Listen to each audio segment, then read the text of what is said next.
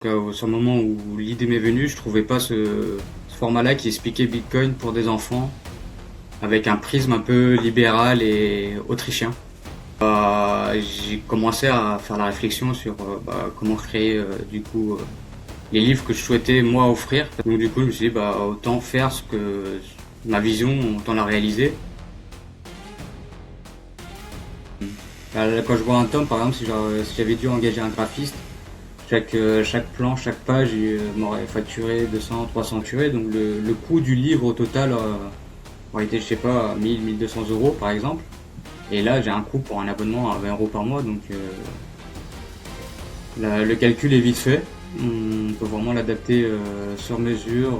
J'ai pas besoin d'attendre que le graphiste me réponde ça en direct.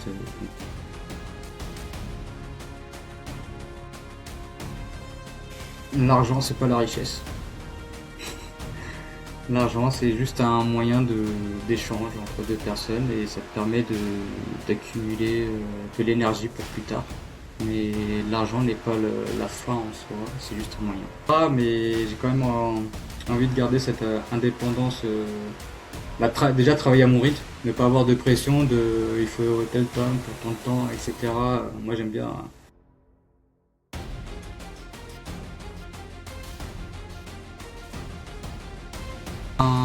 J'essaie d'être un individu souverain. Ne pas être limité par X ou Y choses qui pourraient m'arriver et de pouvoir agir en toute responsabilité et connaissance de cause sur Bitcoin me permet d'être souverain sur ma monnaie, de pouvoir en faire réellement ce que je veux, sans que personne ne puisse la modifier, la toucher ou essayer de me spolier. Les Garmat, c'est Scuba Wizard et bienvenue dans Première Ligne. Bonjour à toutes et tous. Aujourd'hui, je suis avec quelqu'un qui a un profil assez unique dans le monde de l'édition, un auteur qui écrit des livres pour enfants sur l'économie et Bitcoin, qui vend ses livres en Bitcoin et qui le fait sous pseudonyme. Aujourd'hui, on va parler de la série Les petites leçons de Frédéric, qui est une collection de livres qui apprend aux enfants les bases de l'économie, de la liberté et de la monnaie. Scuba Wizard, bienvenue. Avant toute chose, peux-tu te présenter en quelques phrases, dis-nous qui tu es dans les grandes lignes. Bienvenue à tous et merci déjà pour l'accueil dans ce podcast. Ça fait vraiment plaisir. Et pour me présenter rapidement, comme tu l'as dit, je suis auteur de livres jeunesse pour enfants sur le libéralisme et l'économie autrichienne et qui essaye de parler de Bitcoin sans parler explicitement de Bitcoin, pour parler de certains principes, pour rendre spiel un peu en douceur la future génération qui arrive. Donc voilà actuellement ce que je fais. Les petites leçons de Frédéric. C'est quoi exactement? Qui est Frédéric? Et qu'est-ce qu'il apprend aux enfants? Ouais. Alors Frédéric, c'est Frédéric Bastiat, l'économiste français du 19e siècle, voilà, qui a écrit la loi, qui a écrit ce qu'on voit pas, harmonie économique, sophisme économique. Il a fait beaucoup d'écrits et qui avait une certaine clarté dans ses livres et un certain humour avec des paraboles assez mémorables pour expliquer l'économie facilement. Et du coup, je me suis inspiré de lui pour déjà retranscrire ses écrits, mais pour des enfants à partir de 7 ans. Et après, j'ai décidé que ce soit le personnage principal de la saga, qui, un peu comme dans les dessins animés Il était une fois la vie, ou Il était une fois l'histoire, où il y a le vieux sachant qui est là pour accompagner un groupe d'enfants pour leur expliquer la vie. Là, ça va être Frédéric Bastiat dans le rôle du vieux sachant, qui sera accompagné de trois enfants et qui vont traverser plusieurs histoires et qui vont rencontrer certains auteurs libéraux, économistes, et vivre des aventures pour comprendre l'économie et les libertés. Y a-t-il un moment précis où tu t'es dit, il faut que j'écrive ce livre? C'était quoi le déclic? Il n'y a pas eu de moment précis, je pense que c'était des suites d'étapes de réflexion au fur et à mesure où je voulais contribuer dans Bitcoin. Sauf que je suis pas forcément un bon développeur, j'écris pas des livres d'adultes, on va dire. Je trouvais qu'il y avait déjà pas mal de livres qui expliquaient bien Bitcoin qui existaient. Je fais pas de formation en ligne ou autre, et je voulais quand même contribuer à mon humble échelle. Et c'était surtout aussi un produit que je retrouvais pas. Enfin, sur le moment où l'idée m'est venue, je trouvais pas ce format-là qui expliquait Bitcoin pour des enfants avec un prisme un peu libéral et autrichien. Donc du coup, de petit à petit, en plus d'apprendre au fur et à mesure du temps en lisant les différents auteurs, j'ai commencé à faire la réflexion sur comment créer les livres que je souhaitais moi offrir, parce qu'en fait à la base c'était un besoin que je voulais offrir des livres à des enfants, mais je trouvais pas vraiment chaussure à mon pied. Donc du coup je me suis dit autant faire ma vision, autant la réaliser, et ça tombait bien parce que c'était au moment où l'IA générative commençait à vraiment s'améliorer. Donc du coup, comme je suis pas graphiste de base, j'ai pu utiliser des outils comme l'IA pour gagner en gain de temps, de production, en économie aussi de coûts. Puis voilà, c'est arrivé. À un moment donné, je me suis dit, bon, on va mettre sur papier les idées, et j'ai commencé à faire un jour, et c'est parti l'aventure. Comme on dit, les étoiles se sont alignées. Exactement. Frédéric Bastiat a écrit donc il y a presque 200 ans. Pour la petite histoire et pour l'audience, c'était un député français. C'est un père fondateur, on va dire, du libéralisme et de la pensée libérale, très peu connu en France, mais très connu à l'étranger, qui a écrit des bouquins énormissimes sur le libéralisme. Comment un penseur du 19e siècle se retrouve dans un livre pour enfants en 2026? Est-ce que c'est parti d'un besoin d'expliquer ce sujet-là aux enfants? C'est surtout quand j'ai découvert Bastia, je l'ai découvert assez tard. Et je me suis dit comment ça se fait que moi je l'ai découvert assez tard. Pourquoi il a été occulté ou caché, on n'en a pas parlé alors qu'il est connu, comme tu l'as dit, à l'international. Donc, je trouvais ça très dommage, et ces livres étaient vraiment très pertinents et faciles de compréhension, qu'on peut encore transposer aujourd'hui à l'actualité d'aujourd'hui, quoi. Il avait vraiment une certaine vision qui peut expliquer encore certaines choses aujourd'hui. Donc je me suis dit, on va remettre l'église au milieu du village et replacer Bastia là où il devrait être placé, dans les écoles, pour que les enfants vraiment aient ces idées libérales qui ont fait la France du 19e siècle. Pour ceux que ça intéresse, je mettrai en description un lien vers l'Institut Copé, qui propose toute une librairie, et notamment la plupart des ouvrages de Frédéric Bastiat en téléchargement gratuit. L'Institut Copé créé par Damien Tellier. Et vraiment, je suis du même avis que Scuba. J'encourage vraiment les gens à lire Frédéric Bastiat, que ce soit La Loi, ce qu'on voit, ce qu'on ne voit pas. C'est vraiment des ouvrages très intéressants. C'est assez court comme ouvrage, une soixantaine de pages, grand maximum. Ça se lit vite, mais il y a un vrai débat philosophique et une vraie profondeur d'écriture et de pensée derrière ces écrits. Il y a un truc qui m'a interpellé en lisant tes ouvrages, et j'ai grandement apprécié, c'est que un adulte bitcoiner moyen galère déjà à expliquer Bitcoin à son entourage et à ses amis. Toi, tu as réussi l'exercice de l'expliquer à des enfants. C'est un sacré défi à mon sens. C'est quoi ta méthode et comment tu as réussi à mettre en place tout cela afin de vulgariser ce sujet, c'est complexe, et de le mettre à hauteur d'un enfant de 7 ans?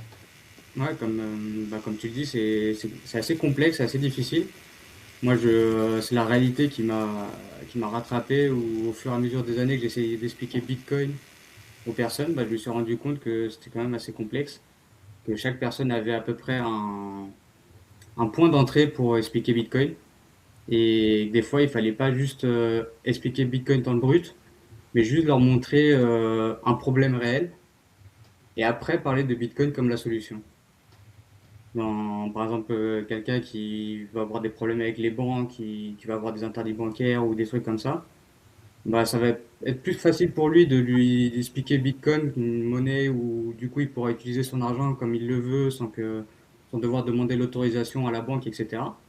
C'est un peu ce principe-là que j'essaie d'utiliser dans les livres, où je parle de certains principes de propriété, de qu'est-ce que la monnaie, qu'est-ce que sont les prix, qu'est-ce que la valeur, etc.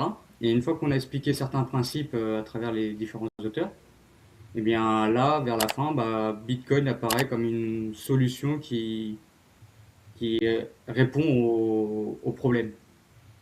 Donc c'est à peu près comme ça que j'essaie d'expliquer le Bitcoin. Et puis déjà, je fais un peu de messages subliminaux où je mets des petits bitcoins un peu à droite, à gauche, des petites images, déjà pour capter l'habitude de l'enfant à reconnaître le logo. Et des fois, je fais des petites allusions. Bah, en fait, j'y vais en douceur. Dans les premiers tomes, j'en parle pas explicitement. Ça va plus être des allusions. Par exemple, le tome 4, on va parler de la création des billets comme quoi c'est pas de la création de richesse, c'est pas des billets qui créent les pains, etc. Et que du coup, quand on imprime plein de billets, bah, du coup, il y a l'inflation qui- qui se fait, l'augmentation des prix. Et là, en parallèle, en une ou deux phrases, on dit bah, il existe d'autres monnaies, d'autres alternatives où on peut pas manipuler la création de nouvelles monnaies. Et du coup, sans parler de Bitcoin, on a un peu parlé de Bitcoin. Et comme ça, au fur et à mesure des tomes, on va en expliquant Bitcoin petit à petit. D'ailleurs, on remarquera que les endroits sur Terre où le taux d'adoption du Bitcoin est le plus spectaculaire, entre guillemets, sont les endroits qui ont vécu des gros problèmes inflationnistes, notamment l'Amérique du Sud, où la monnaie locale, où les monnaies locales ont peu de valeur et où la population d'elle-même s'est orientée vers le Bitcoin comme un refuge, histoire de conserver son pouvoir d'achat et de la valeur dans son portefeuille. En quelque sorte, on pourrait dire que la fin justifie les moyens. Et c'est un peu ce que je ressens quand tu expliques ton approche, c'est-à-dire que au lieu de parler directement de la technologie et des aspects sous-jacents de Bitcoin, tu t'adresses aux problématiques que Bitcoin essaie de résoudre et ainsi les gens sont plus à même de toucher l'aspect concret dans leur vie et quel est le challenge que Bitcoin résout.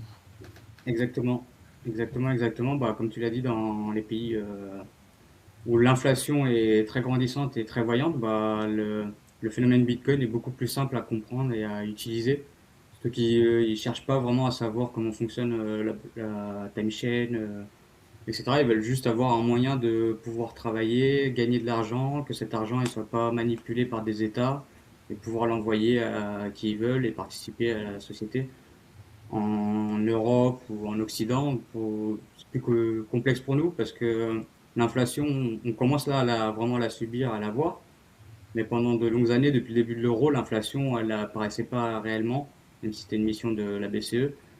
Les gens s'en rendaient pas vraiment compte. Donc, comme on a un système bancaire traditionnel qui fonctionne assez bien, on a une inflation qu'on note même pas vraiment la perte du pouvoir d'achat, bah, il est plus difficile d'essayer de s'imaginer une autre solution. Alors que quand tu traverses vraiment des crises hyper inflationnistes avec l'État qui décide de tout, et ben là, à un moment donné, c'est plus facile de voir la solution et de mieux la comprendre et l'adopter, on va dire. Pas forcément de la comprendre entièrement, mais de l'adopter plus facilement. C'est ça, exactement. Tu as maintenant publié 5 tomes. Est-ce que tu avais un plan dès le départ Euh, où chaque tome est venu, d'un besoin que tu as identifié en cours de route? ouais, bah, il y avait, là, il y a 10 tomes déjà. Je suis Ah, passé pardon, excuse-moi. pas de pas de souci. Et au début, j'ai fait les 4 premiers tomes et j'avais pas vraiment de plan de départ. Enfin, j'avais une idée à peu près de quels étaient les auteurs que je voulais présenter dedans. Mais j'avais pas de plan de départ. Puis au quatrième tome, j'ai commencé à faire un plan pour essayer d'avoir un certain suivi, une certaine structure, bah, notamment pour l'aspect de Bitcoin, pour pouvoir le ramener petit à petit, l'ancrer au fur et à mesure des différents principes avec les concepts et idées des auteurs. Donc, en cours de route, j'ai fait un plan, ouais, j'ai fait un plan des tomes qui vont venir. Je sais où est-ce que ça va se terminer. Je sais à peu près le déroulement de chaque tome, qu'est-ce qu'ils vont représenter, autant dans l'idée qui, qui veut démontrer que le parallèle avec Bitcoin et à peu près l'aspect de l'histoire qui va se dérouler dans chaque tome. Voilà. Au-delà de l'aspect Frédéric Bastiat, tu parlais également de Friedrich Hayek. Je Ouais, recommande vivement la lecture de ce livre, La route de la servitude. Ça a été une révélation pour moi, un réel plaisir de le lire. ouais. On peut également citer Murray Rothbard. Alors, L'anatomie de l'État. j'ai l'anatomie de l'État, mais il y a plein d'autres livres de Murray Rothbard. Et Ludwig von Mises, excusez-moi pour la prononciation.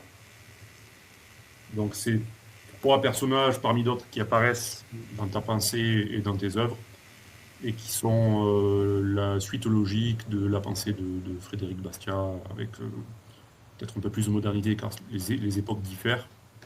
Mais grosso modo, il y a un vrai fil conducteur entre ces différents acteurs et la manière dont ils sont retranscrits dans l'œuvre de Scuba. Ouais, c'est ça. Je parle. Bah, ça commence par Saint Thomas. Enfin, il y a Bastia qui est le premier, mais c'est pas le premier de tous parce que Bien moi sûr. j'aurais pu aller un peu plus en arrière, mais j'ai commencé par Saint Thomas d'Aquin rapidement pour parler de ce qu'est une loi juste, etc. Après, j'ai pris Locke, j'ai l'école de Salamanque. J'ai rajouté après des économistes libéraux français comme Turgot, Benjamin Constant, Jean-Baptiste Say. Et après, on part du coup sur les économistes autrichiens avec Menger, Mises, Hayek, Rothbard et autres. Et Friedman aussi. J'aimerais maintenant qu'on se penche un petit peu plus sur les aspects écriture, illustration et le process créatif. Donc, tu as écrit pour les enfants. Écrire pour les enfants est souvent considéré comme plus simple que pour les adultes. Est-ce que c'est Ouais. vrai ou est-ce que c'est faux? Oui et non, dans le sens où ça a l'air plus simple, mais des fois, c'est prendre un concept assez quand même compliqué et le retranscrire ce concept d'une manière simple pour un enfant, bah, cette imagination d'essayer de retranscrire ce concept peut être assez des fois compliqué. Après, une fois qu'on a le concept et l'idée qu'on veut retranscrire, bah, c'est vrai que les dialogues sont plus simples, les livres ils sont beaucoup plus petit qu'un grand livre. Il n'y a pas besoin de démontrer, enfin de faire tout un argumentaire, parce que là, c'est par la démonstration directe d'une histoire avec une image en parallèle. Donc, c'est plutôt simple. Et après, faut essayer de se mettre dans la peau d'un enfant. Donc, ça, c'est un peu plus compliqué. J'envoie mes tomes avant de les publier. Je les envoie à des amis qui ont des enfants pour qu'ils fassent une première lecture avec leur enfant, voir ce qui en ressort, voir ce qu'ils comprennent ou pas, les axes d'amélioration. Parce que les tomes qui sont aujourd'hui en ligne ne sont pas les. Enfin, j'avais déjà fait des premiers essais où ça ne correspondait pas forcément à ce qui pourrait plaire à un enfant, donc du coup ça a été amélioré entre temps. Donc voilà. Et moi j'utilise beaucoup l'IA pour, bah, notamment pour les illustrations, comme je disais, je suis pas graphiste. Et là ça me permet d'avoir une certaine liberté de vraiment. Moi j'ai la vision dans ma tête et de pouvoir la produire en image assez facilement. Moi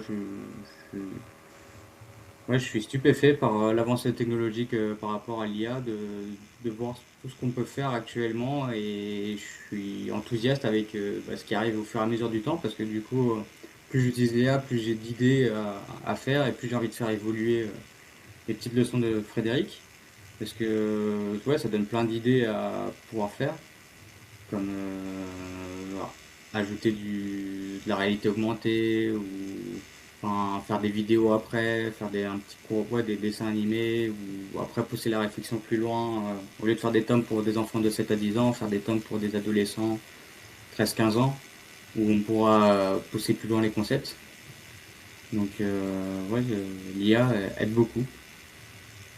Et ça m'a surtout permis de sortir les livres. Là, quand je vois un tome, par exemple, si j'avais dû engager un graphiste, chaque plan, chaque page, il m'aurait facturé 200, 300 euros. Si j'aurais voulu faire des petites améliorations, il aurait aussi facturé. Donc le coût du livre au total aurait été, je sais pas, 1000, 1200 euros par exemple. Et là, j'ai un coût pour un abonnement à 20 euros par mois. Donc le calcul est vite fait. On peut vraiment l'adapter sur mesure. J'ai pas besoin d'attendre que le graphisme me réponde. C'est en direct. Donc Bien sûr, je pense que c'est un des plus gros bénéfices de l'IA, justement, c'est cette réduction des coûts qui est à peu près systématique pour une personne qui sait à peu près l'intégrer dans son workflow, dans ses processus, peu importe que ce soit créatif ou développement, etc. L'IA va tendre vers une démocratisation de l'initiative personnelle et de l'entrepreneuriat et va permettre de développer tout un tas de petites concurrences. Genre, l'IA va permettre à tout un chacun de se lancer en termes de business. Elle simplifie l'accès au marché. Bien évidemment, elle augmente également la concurrence, car plus de monde va s'y mettre. Mais je pense que si on réserve en termes économiques, c'est c'est Les 100% bénéfices. bénéfique pour le consommateur, car au final, il va y avoir une réduction des coûts et une réduction des prix. Il y a une Euh, augmentation des idées surtout parce que du c'est coup, ça, des personnes qui avaient des idées mais qui voyaient pas, qui n'avaient pas les moyens de les mettre en place, tout que à fait. l'idée soit bonne ou mauvaise, hein, mais là avec l'IA, bah, ou avant ou sur un marché, on pouvait se retrouver avec juste deux trois offres parce qu'il y a eu juste deux trois personnes qui ont pu aller jusqu'au bout de leurs idées. Bah, avec l'IA aujourd'hui, on va peut-être avoir une centaine d'offres. Elles seront peut-être pas toutes bonnes, hein. Il y en aura peut-être juste au final que deux trois qui seront bonnes. Mais c'est la possibilité que ces idées émergent et puissent être produites par n'importe qui a un peu de volonté et qui fait de l'action.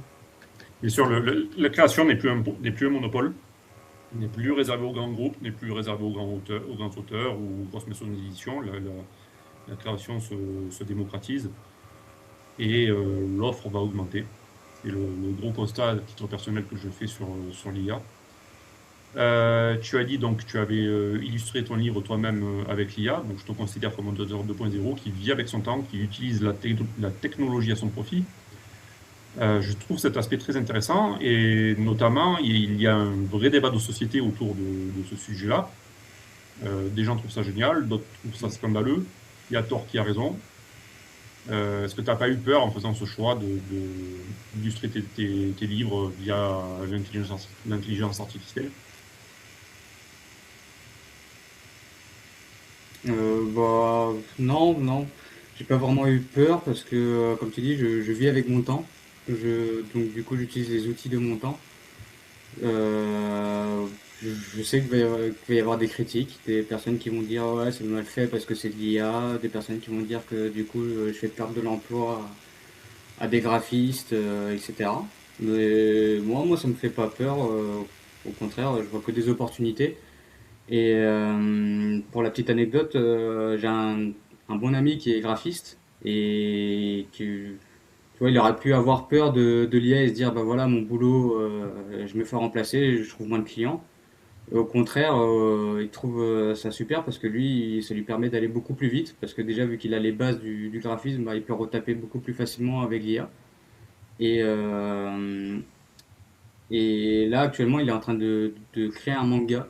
Donc voilà, avant, il n'aurait peut-être pas eu cette idée-là, mais le fait d'utiliser l'IA lui a libéré un peu de temps pour du coup être créatif dans d'autres domaines et du coup faire ce qu'il a envie en allant plus loin.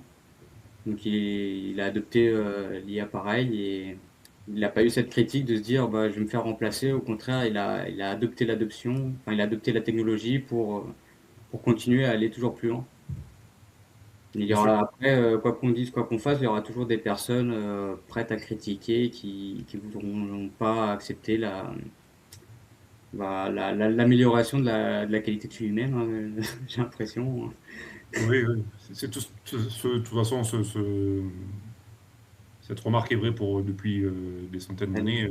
Ça a été le livre de poche qui s'en est pris plein la gueule il y a quelques années lors de son apparition sur le marché. Internet a connu la même, le Wi-Fi a connu le même. Donc chaque révolution technologique fait qu'il y a toujours une part de réticence de la part de certains groupes de personnes. Et ce que je pourrais dire à titre personnel, c'est que l'IA sublime vos compétences et elle met votre expertise sous stéroïde.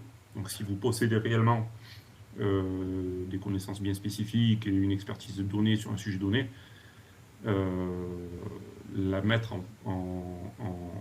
l'utiliser à titre personnel dans votre processus ne va faire qu'augmenter vos performances et votre productivité.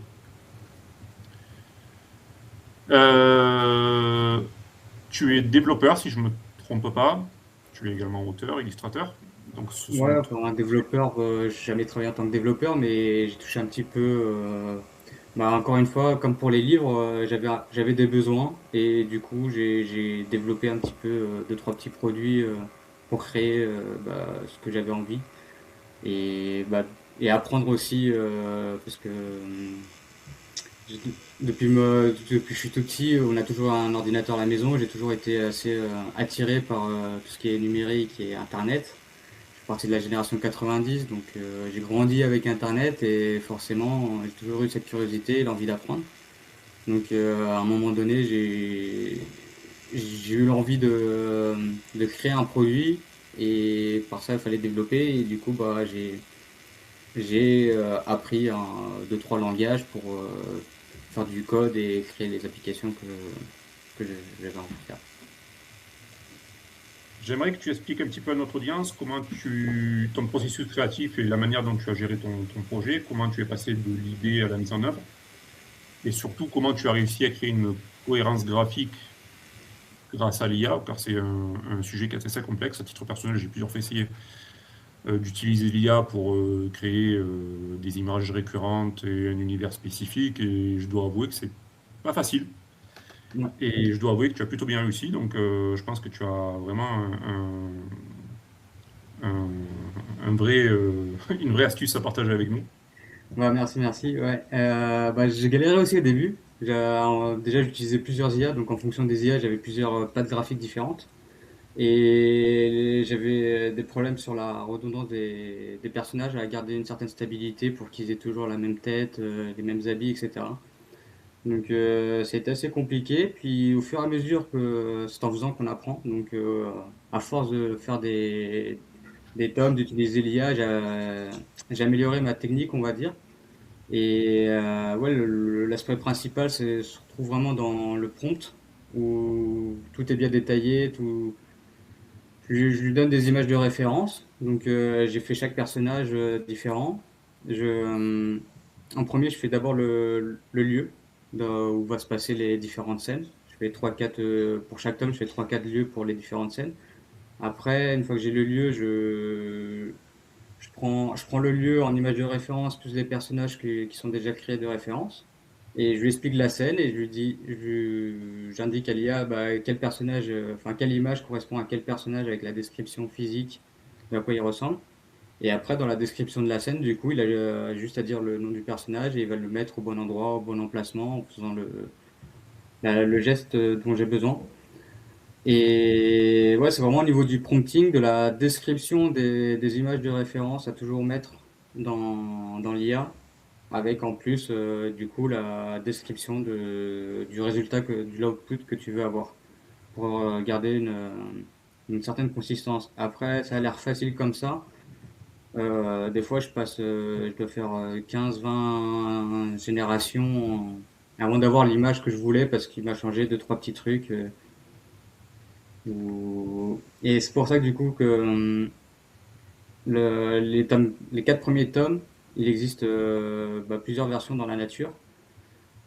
Car, avec Amazon, c'est pratique parce qu'on peut changer le PDF quand on veut. Donc, quand je fais une nouvelle version, je change sur Amazon. Et du coup, il existe deux versions actuellement. Il existe l'ancienne version que j'avais sortie au tout début, où du coup, il n'y avait pas cette cohérence graphique sur certains personnages, des fois, qui changeaient un petit peu. Et la nouvelle version où, au bout du dixième tome, je me suis dit, je vais revoir les quatre premiers tomes qui étaient pas très folichons, où c'était juste un premier essai. Et j'ai refait du coup les quatre premiers tomes dans une meilleure version, où, aussi bien dans l'histoire où j'ai un peu amélioré l'histoire, mais surtout les graphiques pour avoir une meilleure cohérence des personnages. Donc, si jamais il y en a qui se demandent pourquoi c'est pas le même sur, euh, sur ce qu'une personne a acheté ou lui, etc. Ça explique ça. Et puis j'ai amélioré aussi en rajoutant des petits jeux à la fin de chaque livre pour les enfants. Mais ouais, bon, en tips sur l'utilisation de l'IA pour la consistance, bah, déjà garder toujours la même IA, avoir généré un bon prompt. J'avais fait un thread sur X qui expliquait comment je faisais la génération de mes images, où je mettais un prompt en entier, où on voyait vraiment la description de la pâte que j'utilisais. Donc ouais, comme je disais, j'ai fait un thread sur X qui explique tout le process que j'utilise pour... Je le mettrai dans la description. Parce que, Ouais. Tout le process que je fais pour passer d'une image avec juste un personnage à la scène complète. Et puis avec le prompt qui explique bien ouais, toute la palette. Bah, j'utilise toujours le même prompt et je modifie juste bah, les scènes au final. Donc ça lui permet de garder toujours une certaine consistance. Il sait que bah, je veux une illustration jeunesse premium semi-arcane avec une lumière dorée. Tu vois, c'est des petits mots comme ça qui focus sur toujours utiliser cette palette de couleurs, ce style de graphique, mhm. etc. pour garder la consistance. En termes de plateforme, sans indiscrétion, qu'est-ce que tu as utilisé? Ouais, j'utilise Gemini, Nano Banana. En version gratuite ou... Au début, c'était version gratuite et là, je suis passé à Pro pour avoir plus de possibilités, plus de tokens pour pouvoir générer plus d'illustrations. Parce que c'est vrai que Ok. à J'ai partir jamais eu un usage assez intensif pour atteindre les limites, mais effectivement, je pense que ton ordre d'utilisation n'est absolument pas le même que le mien. Donc ça se justifie. En termes de frais, tarifs, tu estimerais ça à combien vraiment à la louche? bah, vraiment 20 euros par mois de Gemini et j'utilise aussi un peu ChatGPT pour certaines réflexions, certaines recherches ou autres, donc 20 euros aussi. Donc je suis Ouais, là 40. plus l'abonnement Amazon et Canva. J'utilise Canva aussi où bah, toute image que je génère sur Gemini, bah, tout passe par Canva et sur Canva je fais vraiment bah, tout mon PDF, les pages d'écriture, les pages de dessin qui me permet aussi de remodifier certaines choses, prendre certains éléments, ajouter d'autres éléments sur les images. Donc ouais, en termes de coût, je dois être à 60 euros au total par mois. Donc 60, 600, 720 par an. Mhm. Voilà, si j'arrive à faire un chiffre d'affaires au-dessus de 720 sur la première année, je suis tout bénef. Voilà. Actuellement, c'est le cas, donc voilà. Tu disais tout à l'heure que tu faisais relire, que tu faisais surtout preview, pré, pré-lire tes livres aux enfants de tes amis et à tes amis. Il y a quelques semaines, on a reçu Julien Danjou, qui a essayé de faire la même chose, qui a demandé à son entourage de relire ses livres avant la publication, et pour lui, ça a été un échec, il n'a pas eu de retour. Il a dû faire appel à des relecteurs tierces embauchés sur Fiverr. Est-ce que tu as toi-même réussi à obtenir facilement ces retours? Et surtout, est-ce que tu as un retour qui t'a surpris de la part d'un des enfants ou d'un des parents concernant une relecture? Ouais, bah si, j'arrive quand même à avoir des retours assez rapidement. Donc ça, c'est plutôt cool. Et je fais pas que les enfants d'abord. Je fais d'abord bah, ma femme qui va faire une première lecture, voir toutes les fautes d'orthographe parce que j'en fais quelques-unes. Ou certains concepts, si c'est un peu trop compliqué pour un enfant, elle va avoir cette première lecture vu qu'elle a pas forcément tous les concepts et idées libéraux ou économistes. Bah déjà, elle va pouvoir avoir cette première lecture de néophyte, on va dire. Et après, ouais, les enfants, plus sur l'histoire en général, ce qu'ils ont compris, etc. Bah, comme je disais, c'est pas la première, enfin, la, la patte graphique aujourd'hui de Frédéric, enfin, des petites leçons de Frédéric, ce n'est pas la même que celle que j'avais commencé à faire. Parce que j'ai eu un retour comme quoi ça faisait peur. C'était un petit peu trop sombre, trop. Les images étaient un petit peu, ouais, elles faisaient un petit peu peur pour les enfants. J'ai fait, ah bah merde alors. On va peut-être revoir ça.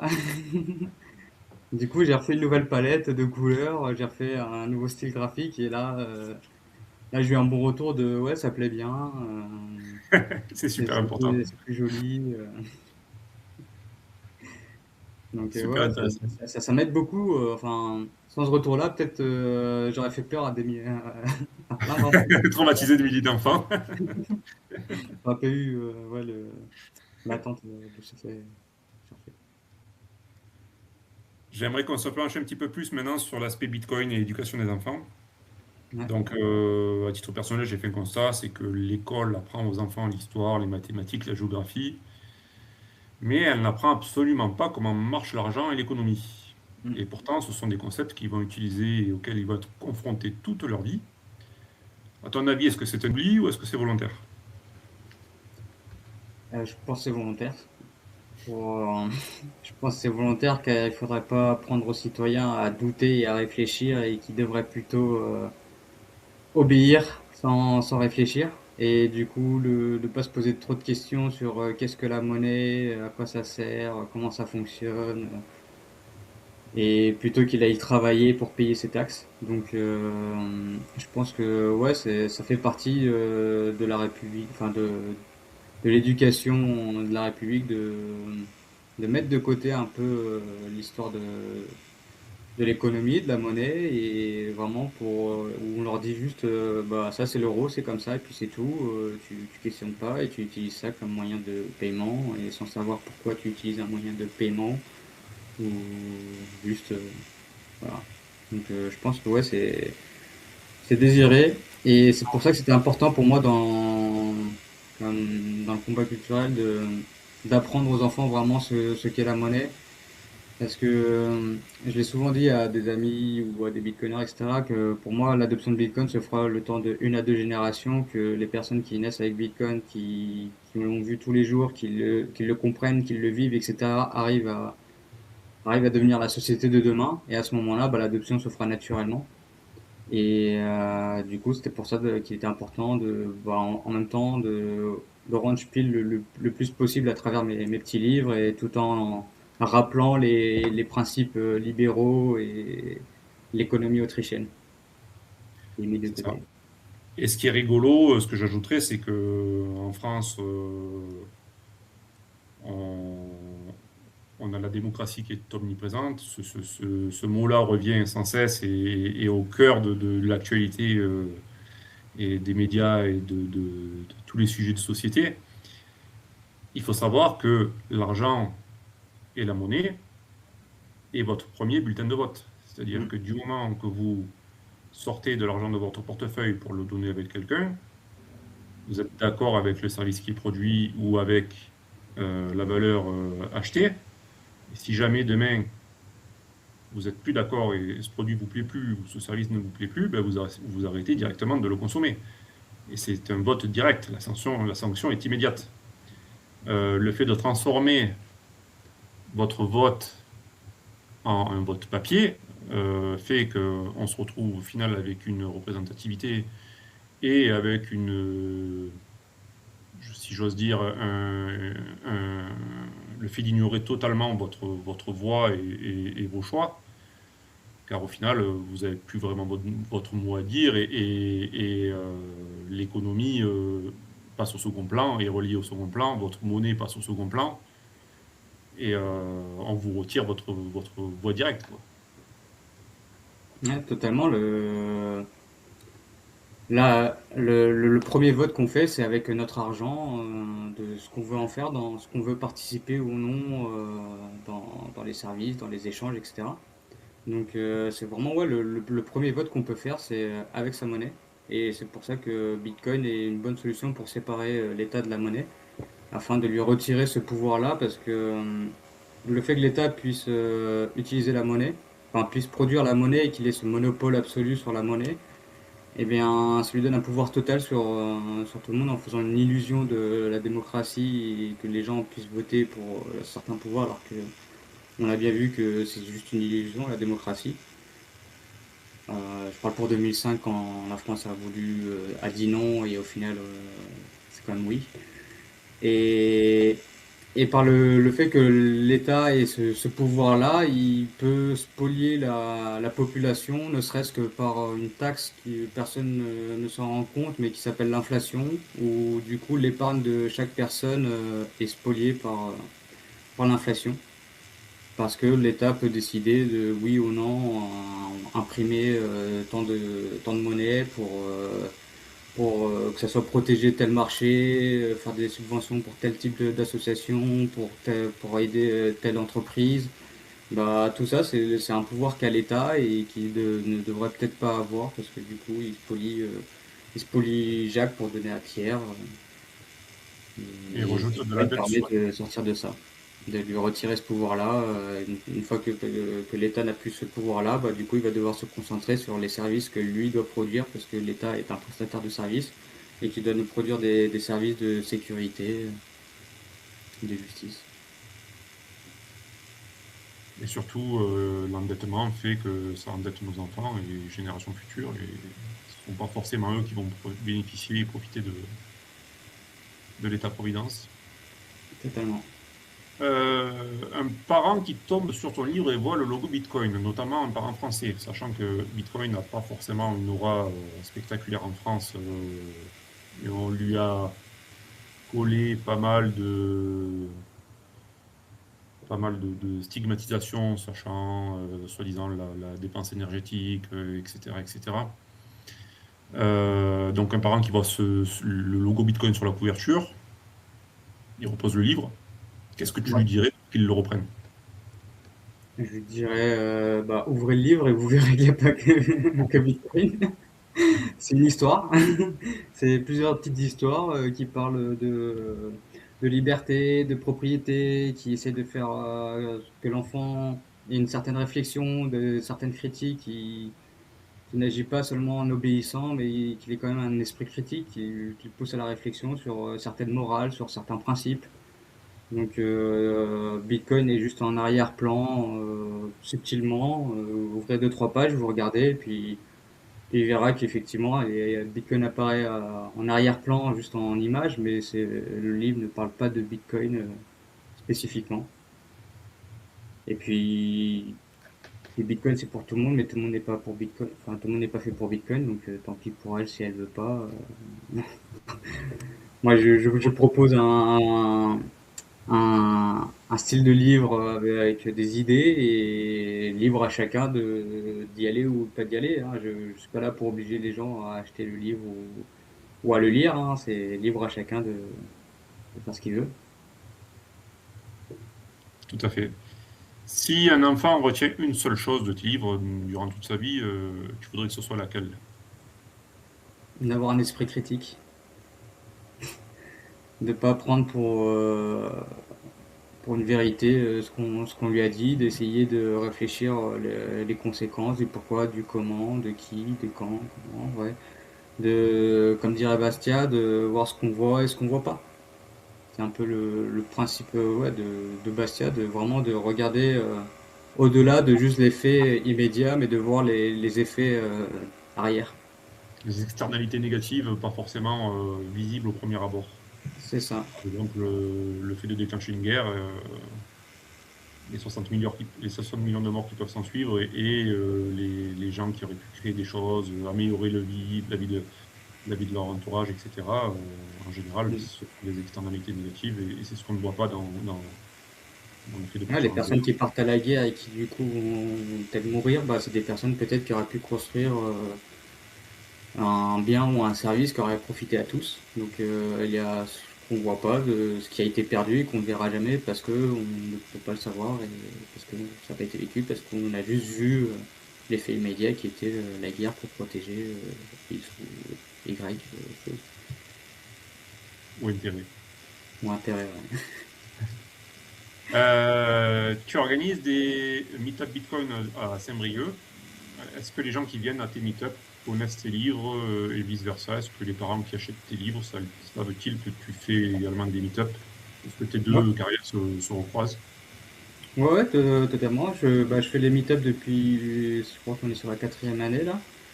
Et ouais, ils font sûrement partie de mes premiers lecteurs acheteurs. Parce que forcément, j'en parle forcément lors de mes meet-ups, je les amène à chaque fois et on en discute. Et j'ai même des participants du meet-up qui m'aident beaucoup dans la création des livres parce que du coup, ils ont des enfants et ils ont fait lire les livres à leurs enfants ou ils m'ont dit, bah attends, tu devrais plutôt faire ça comme ça. Enfin, ils m'ont donné certaines idées pour améliorer l'écriture des livres. Donc, ouais, ça. J'en parle pendant les meet-up et après je parle pas, je viens pas au meet-up pour juste parler de mes livres. Je les amène et après on discute de tout et de rien lors des meet-up, comme dans tant d'autres meet-up, hein. On parle de l'actualité, on fait des petites démonstrations. Quand on a enfin, des personnes ont des questions, j'essaie de faire des présentations.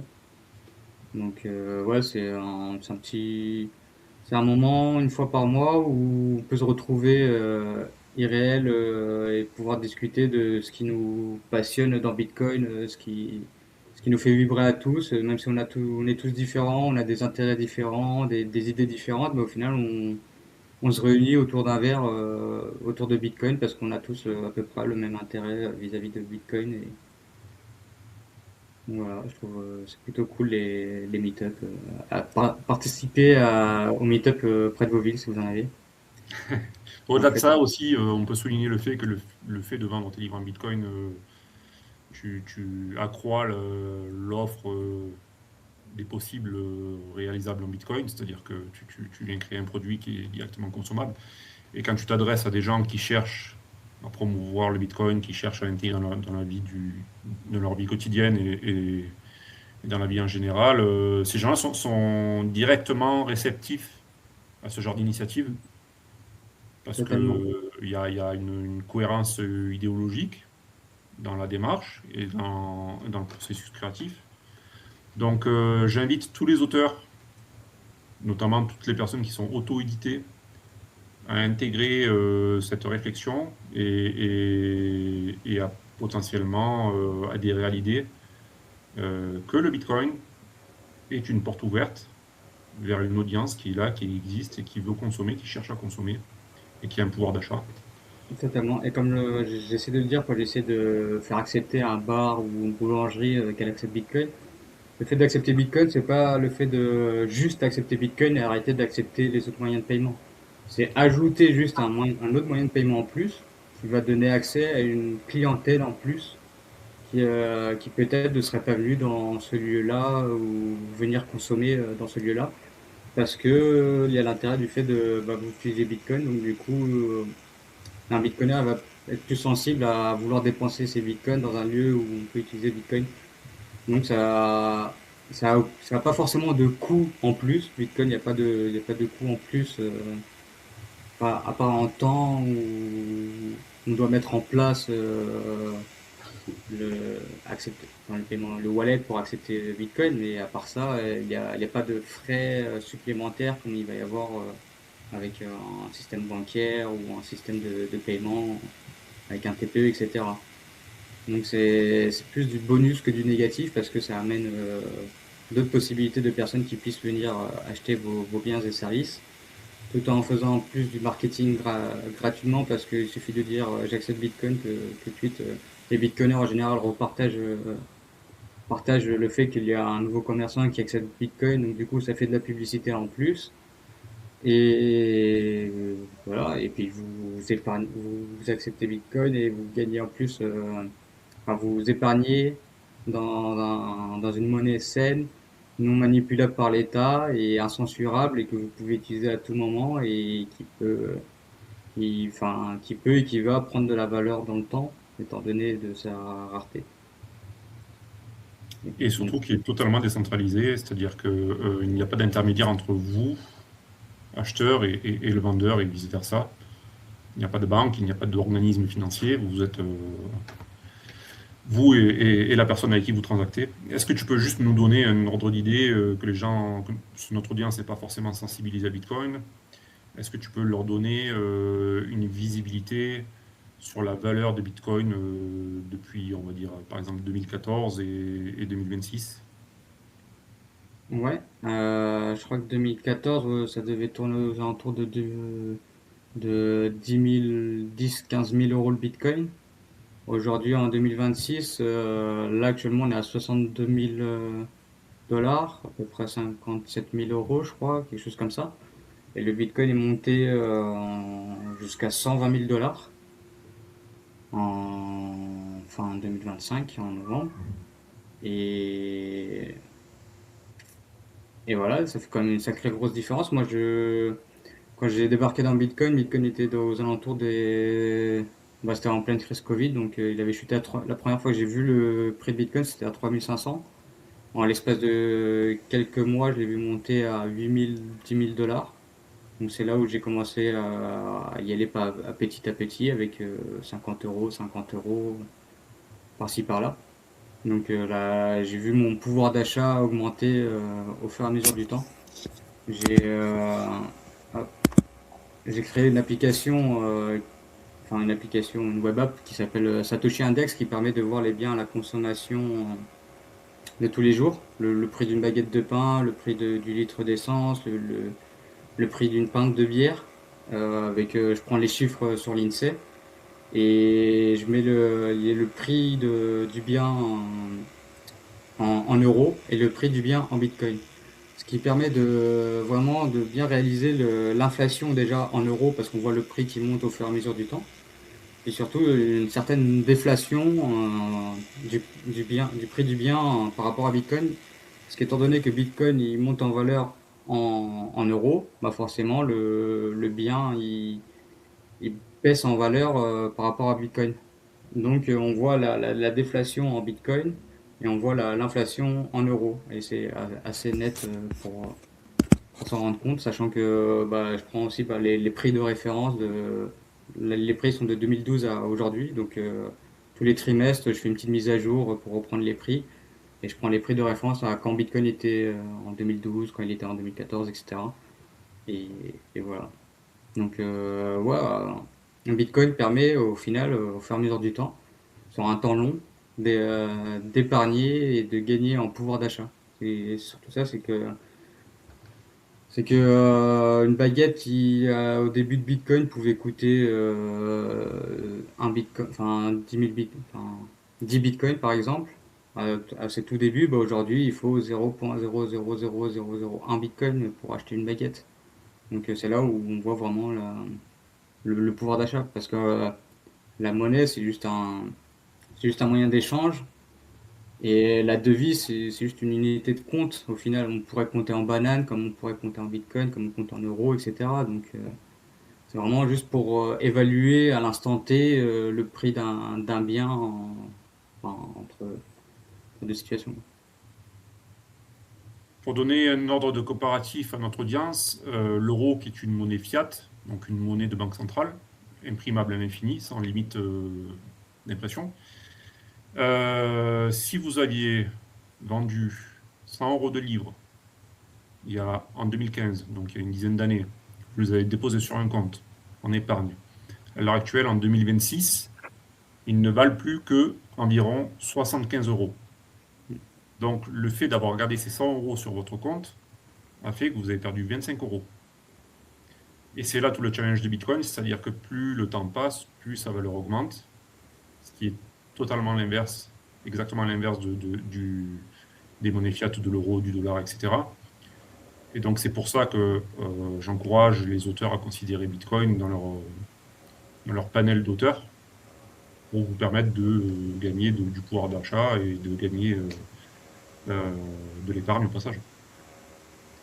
Totalement. Et pour rappel, c'est une mission de la BCE, c'est une de ses missions principales, c'est d'avoir une inflation minimale à 2%. Bon, elle n'arrive pas à tenir sa mission, mais son but, c'est que votre épargne perde 2% par an.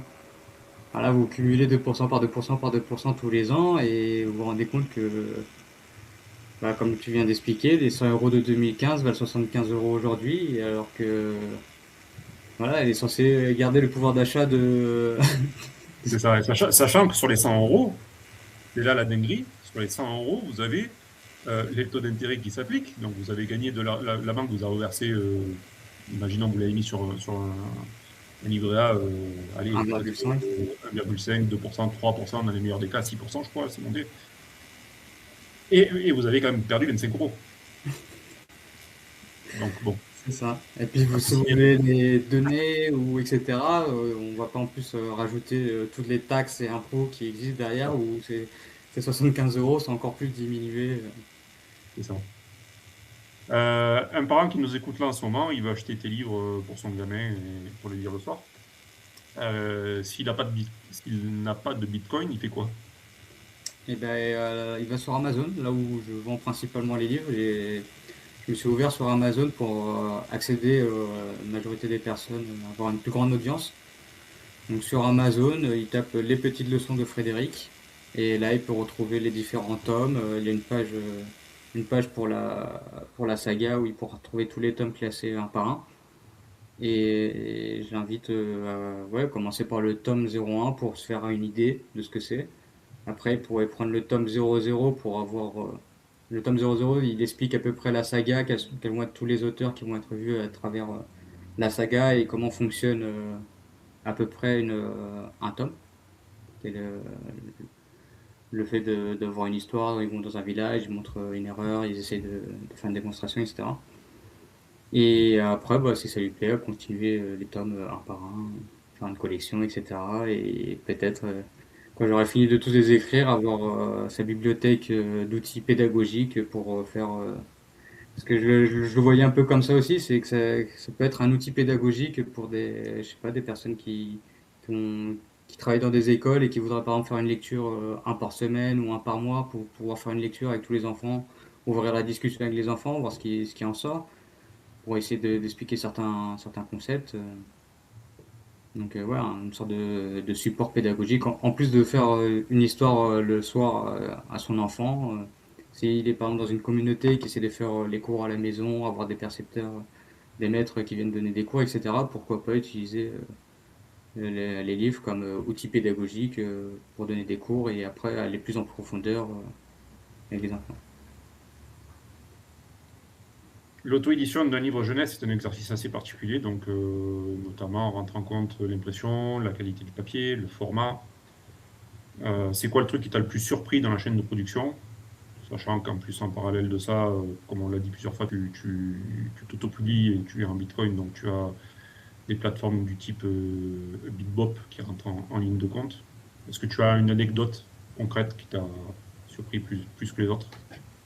Bah là, je dirais ouais, le process de trouver le bon imprimeur avec qui bien travailler. Moi, j'ai eu la chance d'avoir un ami bitcoiner qui travaille beaucoup dans l'impression, etc. et qui m'a du coup pas mal renseigné. Au début, je lui avais demandé de m'imprimer un premier tome parce que je voulais travailler avec lui, collaborer avec lui pour faire les impressions des livres. Et bah, lui m'a gentiment expliqué, il m'a dit bah écoute, moi je veux pas forcément gagner des sous à travers toi. Moi je préfère te rendre souverain sur la connaissance de comment fonctionne tout le système de l'impression pour que tu puisses après par toi-même, aujourd'hui tu as Saint-Brieuc, demain tu déménages, trouver un nouvel imprimeur si besoin et pouvoir discuter et du coup oui, on a longtemps discuté sur les termes techniques, qu'est- qu'est-ce qui représentait quoi et enfin comment commander, etc. Comment discuter avec les imprimeurs. Donc ça m'a permis de trouver un imprimeur dans mon coin sur Saint-Brieuc et faire du coup les premières éditions des premiers livres. Donc j'ai eu la chance ouais, d'avoir été bien entouré sur ce niveau-là parce que c'est vrai que tu pars à la recherche d'un imprimeur et tu connais pas forcément les prix, les coûts que ça devrait pour l'édition. Ouais. Pour l'impression je sais pas, quand je faisais faire des devis, bah, tu sais pas encore le résultat que tu vas avoir déjà de un et de 2 il faut estimer à peu près et voir à peu près avec les concurrents ou autres. Donc, comme tu as dit, c'est tout un métier de faire son auto-édition. Un métier que je n'avais pas avant et du coup que j'apprends en faisant. Il y a une grosse La différence. psychologie de Mises, l'action humaine qui permet d'aller à tatillon pour apprendre et en apprenant. Bien sûr. Petite parenthèse, on reprend dans 20 secondes. Si tu regardes cette interview, c'est que tu n'es pas là par hasard. Tu écris, tu publies, ou bien tu y penses sérieusement. Et tu as probablement remarqué que le plus dur, ce n'est pas l'écriture. c'est tout le reste. Et surtout, le fait d'être seul. Studio Première Ligne, c'est une communauté que l'on a créée pour toi. Écriture, publication, visibilité, business, longévité. Voici les 5 protocoles que l'on te propose. Il s'agit de protocoles concrets créés par des auteurs qui ont vendu, ainsi que du coaching individuel. Tu as en face de toi des gens qui comprennent ce que tu vis. Studio Première Ligne, c'est un accès privé à vie, sans abonnement. On ouvre avec 15 places fondateurs, c'est satisfait ou remboursé durant 30 jours. Scanne le QR code à l'écran ou retrouve le lien dans la description. Allez, on reprend. On va parler un petit peu chiffres. Est-ce que tu arrives à vivre de tes livres ou est-ce que c'est juste un side project Donc, pour le moment, c'est un side project. Le but étant d'en vivre. Mais pour le moment, c'est un side project. Je travaillais à la poste et en même temps, quand je rentrais, bah, du coup, j'allais travailler sur les livres. J'ai publié. Bah, pareil, hein, quand, quand je travaillais à la poste, une fois que j'avais un livre et que je l'avais publié, bah, je l'amenais pour le faire lire à des collègues qui ont des enfants aussi, etc. Ça me permettait aussi d'avoir des retours. Bah, où je peux, bah, à chaque fois, j'essaie de distribuer deux trois livres pour avoir des retours. Mais ouais, pour le moment, c'est plus un side project qui me fait un complément de revenu, un petit peu tous les mois.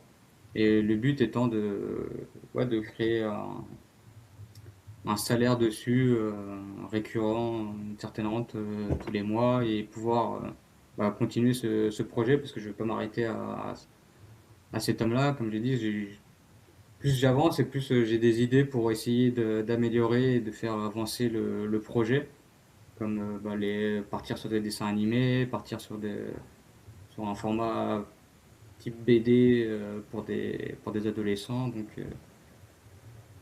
je pense qu'il y a encore pas mal de choses à faire. Déjà, terminer la première saga, de voir tous les auteurs que j'ai envie de voir. Puis voilà. Et peut-être, je sais pas, réussir à avoir. Ça, je pense que ça sera très compliqué en France, mais avoir des partenariats avec des écoles pour qu'ils achètent en quantité des livres pour les distribuer aux enfants et ça pourrait être une Ouais, idée. il y a des pays qui peuvent être sensibles à cette démarche-là, notamment la Suisse. La Suisse a quand même une autre philosophie et une meilleure approche de l'économie et de la finance. J'invite d'ailleurs notre audience à considérer le fait que le livre est avant tout un revenu passif. C'est-à-dire que je ne dis pas que vous allez devenir millionnaire, je ne dis pas que vous allez vendre des tonnes et des tonnes de livres, mais le livre, vous allez l'écrire plus ou moins une fois, vous retoucher de temps en temps. Et globalement, un livre peut avoir une durée de vie assez longue. Certains livres, notamment ceux que j'ai montrés tout à l'heure, ont été écrits il y a plus de 80 ans. Donc, vous pouvez avoir un revenu passif toute votre vie. C'est une forme d'investissement que vous faites. Donc, si vous hésitez à vous lancer, si vous êtes à la recherche d'un revenu additionnel, concrètement, allez-y, foncez. C'est l'exemple parfait d'une amélioration de son niveau de vie tout en assouvissant un plaisir et une démarche volontaire. Totalement, surtout qu'aujourd'hui, avec l'IA, on peut écrire beaucoup plus rapidement. Je dis pas l'IA va écrire tout votre livre, mais elle peut en tout cas faire des passages et vous avoir votre relecture et amener votre patte en plus si jamais vous trouvez pas comment formuler certaines choses, etc. Mais ça, c'est une aide en plus pour l'écriture du livre et tout le process aussi après pour aller sur Amazon, pour le publier, etc. Bah, l'IA peut aider en plus qu'en demandant à un prestataire. Je vous mettrai un lien vers les copains de KDP Pilote. Ils ont justement une plateforme qui permet de vérifier le contenu que vous avez produit, de vous donner une note pour justement la publication sur Amazon et KDP. Donc, n'hésitez pas à aller voir KDP Pilote et si vous êtes dans une démarche créative, honnêtement, vous pouvez gagner énormément de temps grâce à eux. C'est quoi l'erreur que tu aurais aimé qu'on te dise d'éviter avant de te lancer? D'être patient. Je suis pas patient et dès que je fais un truc, je le publie. Ce qui fait que dans la nature, comme je disais, il existe plusieurs versions des petites leçons de Frédéric. Ouais, et ouais, d'être patient, de laisser les tomes vivre plutôt que les enchaîner, parce que dès que j'en ai fini un et que j'ai fait faire deux, trois lectures, je le publie alors que le tome précédent n'a pas eu le temps encore de trouver ses lecteurs, que je publie déjà un nouveau tome. Donc je pense que ouais, la patience, de ne pas aller trop vite. Après, c'est parce qu'avant j'avais un défaut de. J'étais trop. J'avais besoin que tout soit parfait. Du coup, j'avançais pas. J'étais trop patient du coup et il fallait que tout soit exactement parfait. Et à un moment donné, j'ai arrêté d'être comme ça et je me suis plus dit, bah faisons, yallah. Et puis on avance au fur et à mesure, on réadapte, on réajuste, etc. Donc, ouais, peut-être être un petit peu plus patient, essayer d'être un petit peu plus méticuleux, on va dire. C'est ça. Et j'ajouterais que j'ai déjà abordé ce thème-là dans les autres interviews, mais être trop perfectionniste, c'est le meilleur moyen de ne jamais produire quelque chose. Il y a de la perfection dans l'imperfection du moment que vous avez une démarche d'auto-amélioration permanente. C'est-à-dire que vous pouvez produire un contenu qui n'est pas forcément parfait, mais à la version suivante, au bouquin suivant, à la news suivante, il faut chercher absolument à s'améliorer. C'est comme ça que vous allez grandir, c'est comme ça que vous allez proposer du contenu de qualité et aller vers une amélioration continue et les gens le sentiront. Exactement. Tout à l'heure, tu as dit un mot très intéressant, tu as dit le mot souveraineté. Le Donc mot? tu écris sous pseudo Tu as dit le mot? souveraineté. Ah, souveraineté, ouais. Tu écris sous pseudo, tu utilises ProtonMail, tu utilises Bitcoin, Lightning, etc. Chaque choix que tu fais raconte la même histoire. Est-ce que tu peux nous en dire plus sur cette histoire en une phrase? Eh bien, j'essaie d'être un individu souverain. Ouais, ne pas être limité par X ou Y choses qui pourraient m'arriver et de pouvoir agir en toute responsabilité et connaissance de cause. Je sais pas si c'est assez clair ce que j'ai dit, mais ouais, être souverain sur Bitcoin me permet d'être souverain sur ma monnaie, de pouvoir en faire réellement ce que je veux sans que personne ne puisse la modifier, la toucher ou essayer de me spolier. Donc, dans tous les actes que j'essaie toujours de faire, c'est d'être le plus souvent possible pour ne pas être limité par les interdictions, limité par le collectif qui essaierait de limiter certaines choses pour le bien commun, pour faire attention parce que ça c'est mal, ça détruit, etc. Non, de pouvoir être libre de faire ce que je veux, tout en respectant la liberté des autres, les principes de non-agression, etc. Mais faut- le fait d'être souverain, c'est le fait d'être. Enfin, moi, je trouve que c'est le fait de pouvoir vraiment être libre, de pouvoir, ouais, vraiment faire ce que chacun ait envie d'être et de faire. Bien sûr, d'assouvir ses projets et de profiter de sa création et de. Euh, Est-ce que le pseudo te libère en tant qu'auteur? Est-ce que tu écrirais les mêmes choses sous ton vrai nom ou est-ce que même tu n'écrirais pas éventuellement sous ton nom personnel? Alors, le pseudo, il était surtout avant tout pourquoi je suis arrivé dans l'espace Twitter, Bitcoin, etc. Pour pouvoir parler librement et surtout avec un peu de privacy et de sécurité pour pas qu'on vienne forcément me kidnapper pour X ou Y raison pensant que je suis milliardaire en Bitcoin ou autre. C'est d'abord principalement pour une question de sécurité, de liberté d'expression, de pouvoir m'exprimer comme je veux, sans qu'on vienne dire, sans qu'on puisse venir me chercher en réel parce que j'ai dit X ou Y chose et que moi je suis pour la liberté d'expression totale, le vrai free speech, pas la liberté d'expression actuelle en Europe avec 200 lois qui nous empêchent de parler de certaines choses. Mais voilà. Donc le pseudonymat est assez important pour moi. qui permet d'avoir le Scuba Wizard qui est là en tant que aujourd'hui auteur livre jeunesse de Frédéric Bastiat et qui parle de Bitcoin, etc. Et l'autre personne, moi, IRL, dans la vie de tous les jours, qui travaille, etc. Tu es sur X, sur Nostre, tu fais des meet-up. C'est quoi le canal qui t'a apporté le plus de lecteurs? Celui qui t'a le plus déçu en termes de communauté? Clairement, sur X, c'est là où je participe depuis un moment. C'est là où j'ai fait à peu près, là où je rencontre les autres bitcoiners, certains libéraux, etc. Donc c'est là où je vois les communautés dans lesquelles j'essaie de participer. Noster, j'étais un petit peu. Je repartage de temps en temps les publications que je fais sur X, mais c'est pas là où j'ai le plus d'interaction. Peut-être parce que j'y mets pas du mien pour essayer d'interagir avec les autres personnes, essayer de push mes publications. Mais ouais, comme c'est les deux canaux centraux de communication que j'utilise, parce que j'ai un compte Instagram et c'est vraiment pour, pareil, je repartage juste, je fais des screens de ce que je mets sur Twitter, je repartage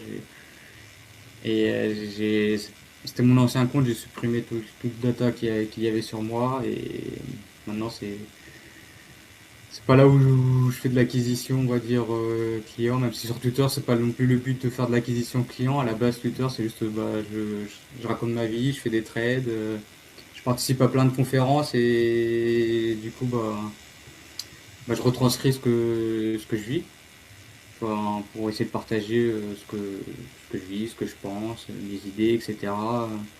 C'est plus principalement ça que essayer de me dire, tiens, il faudrait que j'essaye d'avoir des futurs lecteurs, etc. Donc du coup, je suis pas le pro de la publicité, du marketing, ce qui doit se ressentir un petit peu dans les ventes. Mais après, je pense sur le temps long, ça ira mieux. Je suis en train de retravailler un petit peu le côté marketing pour essayer justement faire quand même un petit peu plus de posts par rapport au livre pour essayer d'acquérir des futurs lecteurs. Mais ouais, bon, pour moi, c'est Twitter où vraiment là où il y a une certaine plus grande liberté d'expression que sur d'autres réseaux sociaux, comme on va dire Facebook, Instagram ou autres, où là on peut vite être censuré. Sur Twitter, la censure est très minime.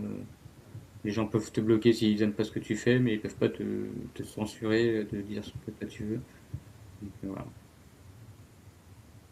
D'autant que tu fais plutôt du contenu organique du coup sur les réseaux sociaux et je pense à titre personnel que c'est une démarche qui est intéressante parce que comme on l'a dit dans les interviews précédentes, ça te permet de devenir autorité de manière un peu indirecte sur un sujet donné. Donc je pense qu'il n'y a pas forcément besoin de chercher à devenir une superstar ou une rockstar du marketing, mais avoir une présence régulière et parler des sujets qui te passionnent et sur lesquels tu écris est déjà largement suffisant et peut-être à retravailler au niveau du message, de la formulation, je sais pas, mais c'est important d'avoir pour vous en tant qu'auteur d'être présent sur les réseaux et d'avoir une visibilité. Ça vous permet de construire une communauté et derrière vous pouvez faire la promotion des différents livres qui vont arriver et des séries que vous allez publier. À propos de séries à publier, est-ce que tu as un tome que tu n'as pas encore écrit mais qui te brûle les doigts? Bah, il y en a pas mal parce que là pour le moment j'étais sur des principes un peu libéraux, j'ai pas encore assez tâté l'économie et forcément j'ai envie d'arriver à du Mises et du Hayek pour vraiment rentrer dans l'économie de la monnaie, du calcul économique, l'action humaine, etc. Le- L'ordre spontané et tout ça. Donc ouais, il y a quelques tomes et il se trouve qu'ils sont sur la fin. Donc j'ai encore pas mal de tomes avant à écrire parler des libertés de la sphère privée, avec Benjamin Constant, du despotisme d'où qui peut s'installer avec Alexis de Tocqueville. J'ai encore quelques d'autres fondamentaux avant de taper de venir écrire sur l'économie, même si là j'ai un petit peu commencé avec l'école de Salamanque, où je parle rapidement de prix, de valeur et de monnaie trafiquée ou qui perd du coup, qui n'est pas une monnaie honnête, etc.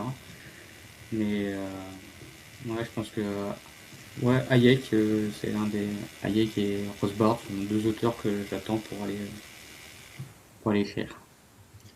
Sachant que pour notre audience, tout ce qui touche à l'économie libérale, à la souveraineté personnelle et individuelle, ou encore à la vie privée, est vraiment un rabbit hole, bon, pour les Français, un terrier de lapin, dans lequel vous pouvez vous enfoncer très profondément, et qui est super intéressant et vraiment passionnant, et il y a tellement de choses à lire et à apprendre de ce côté-là, et derrière, il y a toute une hygiène de vie, une hygiène du quotidien qui se met en place, notamment sur les aspects économiques, personnels, individuels, financiers, vie privée. Et tous ces aspects-là sont quasiment en rapport avec des sujets d'actualité, notamment la démocratie, on l'a dit, également les réseaux sociaux, etc. etc. Donc, allez creuser ces sujets-là. Tout à l'heure, on a parlé de l'app Satoshi Index que tu as développée. J'aimerais savoir si éventuellement, donc tu l'as un petit peu abordé, mais je pense que il y aurait possibilité pour toi de développer du contenu compagnon, dans le sens où avoir une application, par exemple, compagnon des livres que tu produis, du contenu interactif pour les enfants, en parallèle de tes livres. Est-ce que tu as un objectif de contenu numérique? Est-ce que tu Ouais, l'envisages? ouais, totalement, c'est ça. Ça sera de créer une application spécifique, les petites leçons de Frédéric, ou en scannant un QR code qui pourrait se retrouver à l'intérieur du livre, accéder à de la réalité augmentée et du coup pouvoir avoir, je sais pas, une animation d'un petit Frédéric Bastiat qui est là et qui, à chaque page, va soit faire le livre audio, soit expliquer le principe ou pouvoir accompagner l'enfant à travers le livre pour qu'il soit aussi bien dans la lecture tout seul autonome, soit avec l'application. Peut-être faire des petits mini-jeux en plus dans l'application. Donc j'ai plusieurs idées qui me tagiversent, que j'ai en tête, Oui. mais je dois me concentrer sur l'écriture des livres. Est-ce que je me perds? C'est pareil dans la première version, il n'y avait pas de petits jeux à la fin. À un moment donné, je me suis dit, je vais rajouter des petits jeux à la fin, un jeu de cette différence, un jeu de retrouver l'ombre et un petit quiz qui voit si du coup l'enfant a bien compris certaines choses sur le livre, qui récapitule un peu le livre. Et forcément, ces trois jeux, j'ai eu l'idée de les rajouter une fois que j'étais au tome 10. Donc j'ai dû recréer les 10 jeux, enfin 3 jeux par tome, donc une trentaine de jeux. Ça m'a pris aussi un petit peu de temps du coup de reprendre chaque tome et rajouter à la fin les 3 pages des 3 jeux spécifiques à chaque tome, puis les republier, etc. Donc faire une V2 pour chaque tome. Donc si là je commence à me retourner dans un autre rabbit hole qui va me faire ouvrir une application, créer une application, voir la 3D de ce qu'on peut faire avec la VR, etc. Les tomes que j'ai envie d'écrire, ils vont encore attendre un petit moment, donc Chaque chose en son temps. chaque chose en son temps. Voilà. Mais Gaël, vas-y, vas-y. c'est une idée qui va sûrement arriver quand je sais pas, peut-être l'année prochaine ou celle d'après. Mais Ouais, et puis d'ici là, tu auras peut-être mis en place un processus peut-être un petit peu plus automatisé, ou je sais pas, améliorer certains aspects qui te permettront de dégager du temps et de la ressource de cerveau disponible pour mettre en place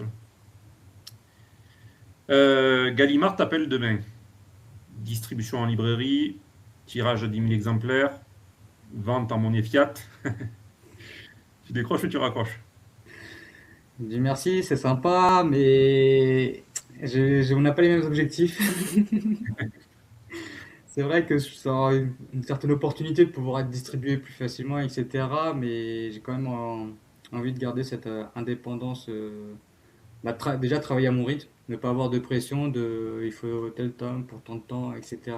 Moi j'aime bien être à mon rythme. Je peux être dans une phase productive où en un mois je peux sortir 3-4 tomes et être dans des phases moins productives où il peut se passer 2 mois et j'ai fait 0 tome.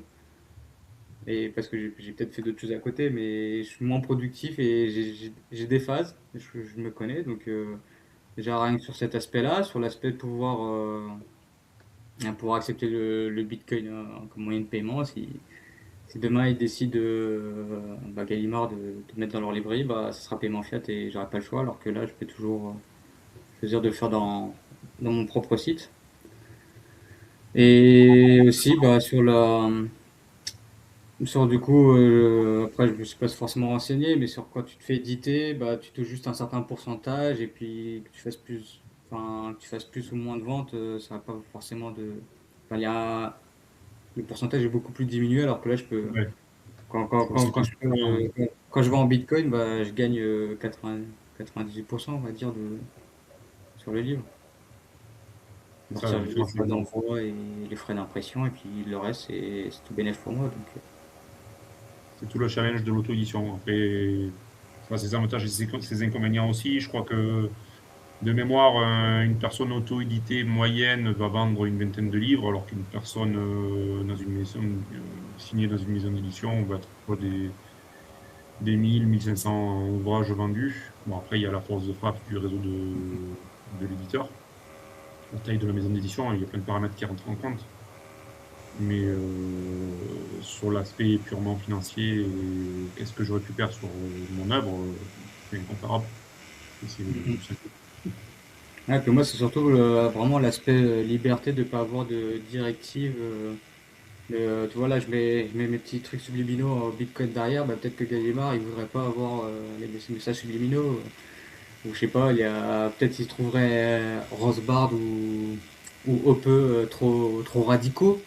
Donc peut-être ils me diront ouais ces auteurs on va peut-être pas les voir. Je suis bah non en fait c'est moi l'auteur, j'écris ce que j'ai envie d'écrire et pas de censure. Donc voilà, ça me permet de ne pas être censuré par exemple, ce genre le fait d'être en auto-édition.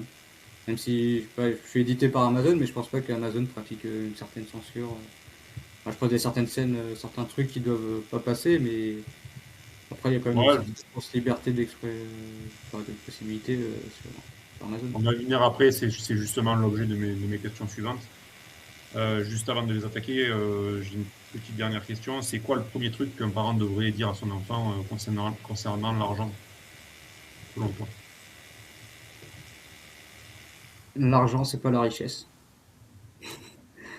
L'argent, c'est juste un moyen d'échange entre deux personnes et ça te permet d'accumuler de l'énergie pour plus tard.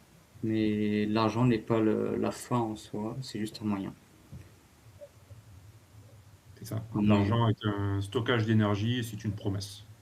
c'est ça. Et c'est juste un but pour. Enfin, c'est pas le but ultime d'être riche. Le but ultime, c'est que tu ailles vers ce qui te paraît bon et qui te donne du bonheur. Enfin, que tu tentes vers ton propre bonheur, tes propres libertés. Et l'argent peut être un moyen d'accéder à ses envies, ses plaisirs, ses bonheurs, etc. Mais c'est pas le but principal. Tout à fait. On approche de la fin de cet entretien. J'aimerais que toi et moi, nous fassions un petit peu de prospective. J'aimerais qu'on enfile nos petits chapeaux d'alu. En Europe, on voit de plus en plus le KYC se généraliser. Alors, qu'est-ce que le KYC pour notre audience? C'est la vérification d'identité par le fait de fournir votre carte d'identité à un système numérique. Par exemple, on entend de plus en plus parler que les réseaux sociaux vont être interdits aux mineurs et que vous allez donc devoir présenter votre carte d'identité pour vous connecter sur vos différents comptes de réseaux sociaux, Twitter, Instagram, Facebook, etc. etc.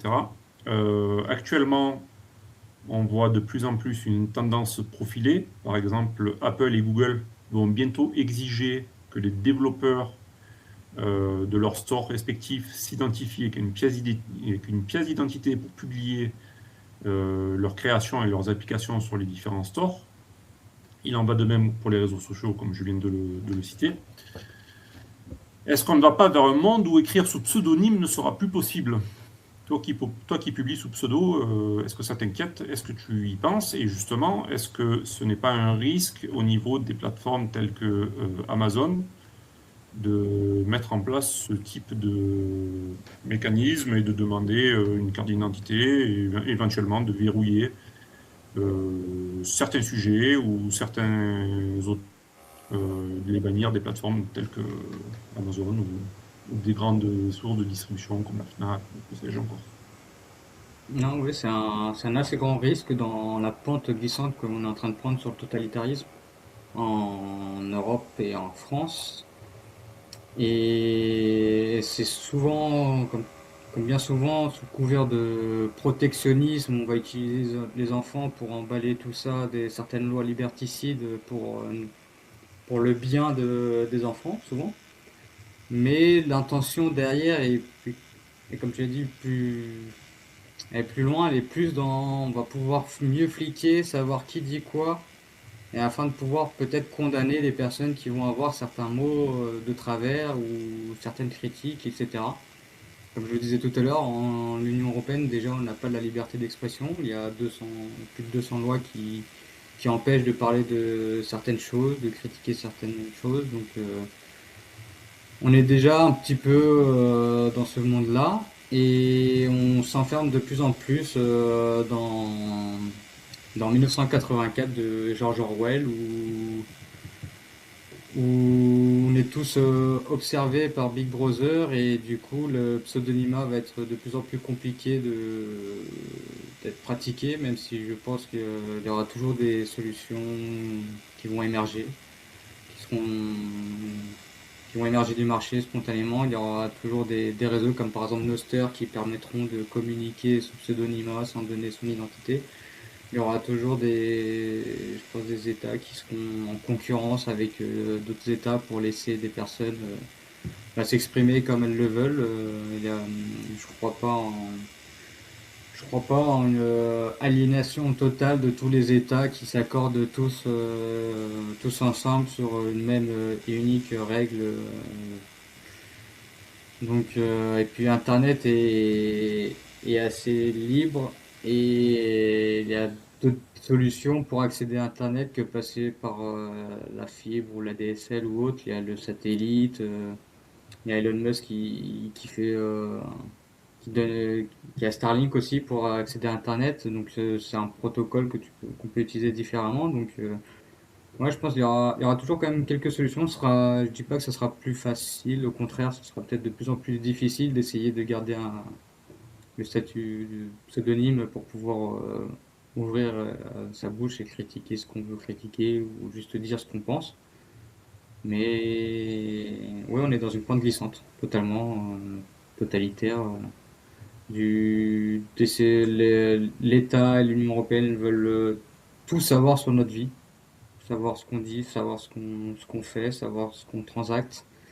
On s'approche à la limite d'un Minority Report où on essaye de prédire à peu près ce qu'on va faire et ce qu'on va dire, ou peut-être certaines personnes seront incarcérées avant même qu'elles soient passées à l'acte parce que juste en fonction de la data qu'ils ont, ils peuvent essayer d'estimer ce que tu vas les dire.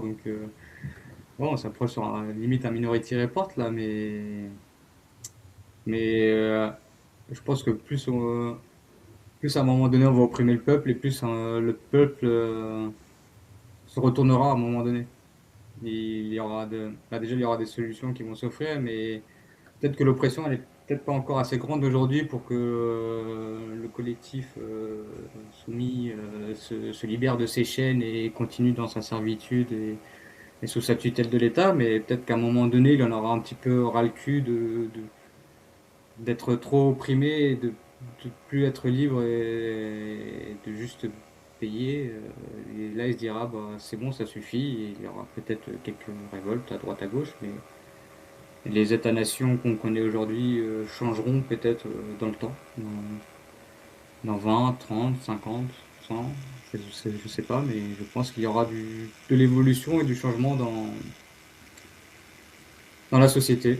Parce que rien n'est figé, l'humain s'adapte et change au fur et à mesure du temps. Donc on voit bien que tout un continent comme l'Amérique latine, qui était pendant les 90 dernières années totalement socialiste à gauche, aujourd'hui passe sur le socialiste à droite. Bon, il y a certains États qui sont un peu plus libertariens, mais libéraux. Mais on voit qu'il y a quand même, au bout d'un certain moment, une certaine évolution. Donc peut-être que l'Europe a besoin encore de un petit moment pour réagir et repasser, rebasculer. Bien sûr. Je vous mettrai un lien dans la description, un livre dont on a déjà parlé qui s'appelle L'individu souverain, qui est édité chez Consensus Network. J'invite vraiment notre audience à le lire, il est très intéressant. Et ce livre met le doigt sur un aspect très important, c'est-à-dire qu'à l'heure actuelle, on peut faire de l'arbitrage grâce à Internet, on peut faire de l'arbitrage géographique, de l'arbitrage fiscal, dans le sens où Internet a battu les frontières. C'est-à-dire que vous pouvez, en 2 clics, créer une société outre-Atlantique, ou peu importe. Bitcoin vous offre également la possibilité de transacter avec des personnes dans l'autre bout de la planète sans avoir d'intermédiaire entre vous.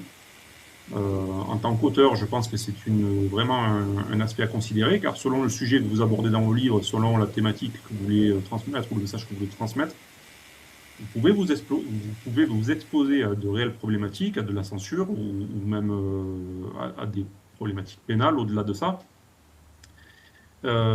Et il est bon de savoir que, par exemple, des États, genre, je ne sais plus quelle île exactement, mais il y a des États depuis une trentaine d'années qui proposent des hébergements diplomatiques, entre guillemets, aux dissidents, aux personnes qui s'expriment sur des sujets un peu tendancieux ou problématiques pour leur pays d'origine.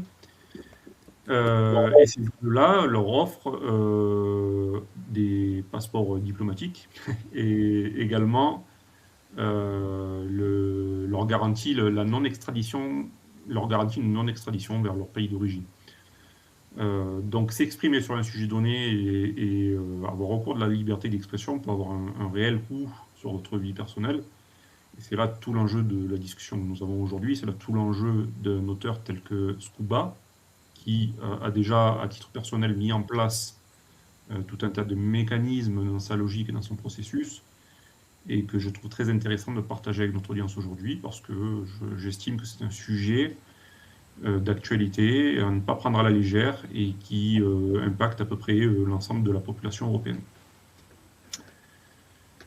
J'aimerais maintenant te poser une autre question concernant le recul des ventes de livres en France. Donc, tu as un regard économique assez intéressant. Selon toi, c'est quoi la vraie raison de cette baisse? Déjà, Internet, l'IA, le numérique, je pense que c'est déjà un recul.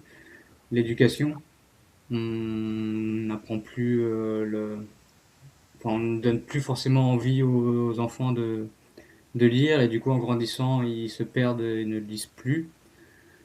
Le marché qui n'est pas libre, ou avec des lois par exemple le prix du livre unique, où on fixe un prix et on peut plus bouger le prix, bah, ça ne permet pas à l'auteur par exemple qui avait fixé un prix mais qui avait pas forcément bien calculé et qui voudrait augmenter ou baisser son prix, bah, il est pas possible parce qu'il y a le prix du livre unique.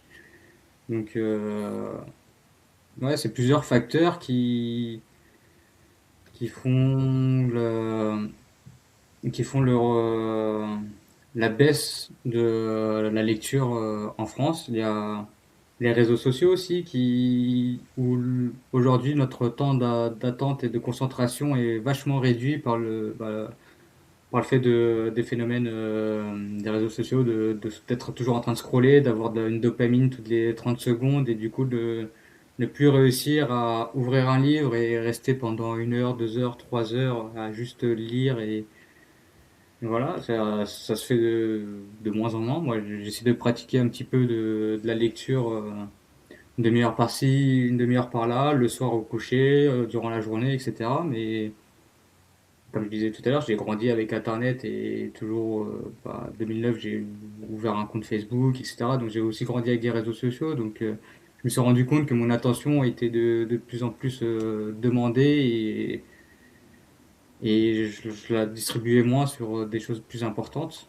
Et ouais, on est absorbé un petit peu par les technologies d'aujourd'hui. Donc il y a plus ça, bah, ça fait un recul de la vente des livres en France.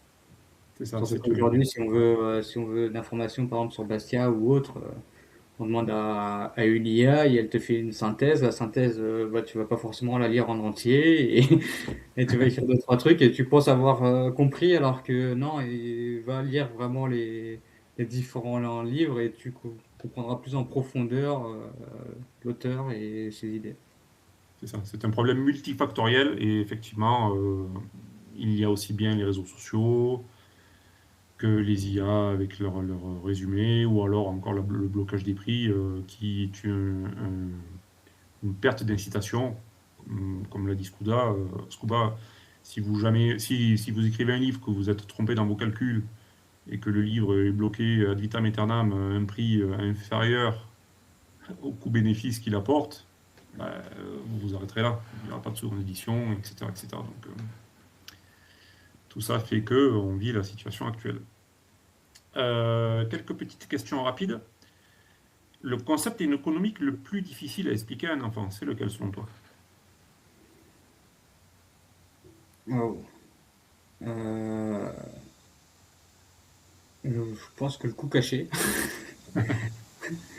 ce qu'on voit pas de Bastia, ça, enfin, dans le sens où l'enfant va pas forcément essayer de se projeter sur le long terme.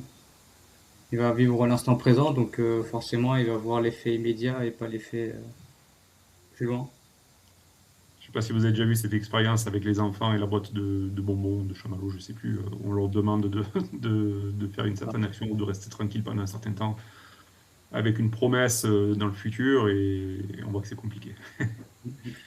Le livre pour enfants qui t'a le plus marqué quand tu étais petit? Le livre pour enfants. Bah moi, je lisais des BD. Et c'était Lucky Luke et Astérix. C'était les deux BD principales que je lisais. Qui m'ont marqué. Ça et le manga Dragon Ball. C'était mes trois principales lectures. Je vois qu'on a la même référence. Bitcoin a un mot pour un enfant de 8 ans. Bitcoin en un mot. Un enfant de 8 ans. Wow. C'est la magie. Café ou thé quand tu écris? Hein? Café ou thé quand tu écris? Café. Je suis encore au café d'ailleurs. Playlist ou silence? Bah, silence en général. Silence. Sinon après, Et des fois, j'essaie d'écouter des trucs, bah, je me perds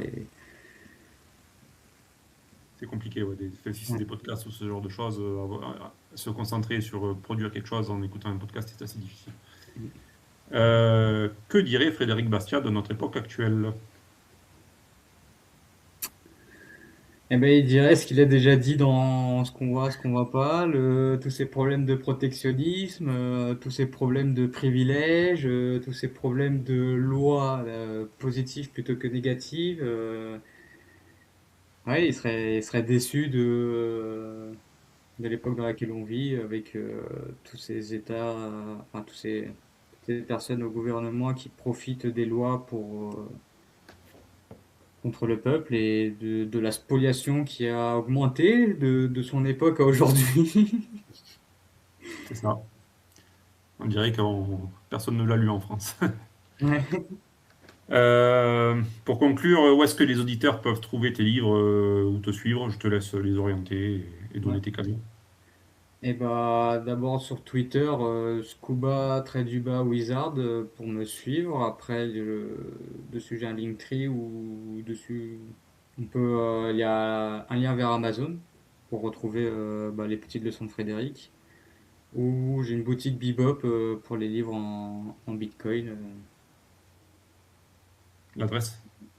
L'adresse, c'est, je crois, lespetitesleçonsdefrédéric.fr. Parfait, je mettrai ça en description. Un dernier message pour les parents ou les auteurs qui nous écoutent? Eh bien, foncez acheter mes livres. Non, je rigole. Dernier message. Ouais, bonne lecture. Ayez un esprit critique enfin, laissez vos enfants essayez de faire en sorte que vos enfants aient un esprit critique. Voilà. Très bien. Merci Scuba. Pour les auditeurs, vous pouvez retrouver donc les petites leçons de Frédéric sur le site lespetitesleçonsdefrédéric.fr, comme vient de le mentionner Scuba, et suivre l'auteur sur Twitter, Scuba_Wizard. De toute façon, je vous mettrai tous les liens dans la description. Si vous avez des questions pour Scuba sur ses livres, sur l'éducation financière des enfants ou sur l'auto-édition, posez-les en commentaire, on lui transmettra et il pourra y répondre directement. Si vous avez aimé cette conversation sur l'éducation des enfants, sur l'économie et sur l'auto-édition, abonnez-vous et partagez. Merci de nous avoir écoutés. Merci à vous. Merci à toi, Au revoir. Kenavo.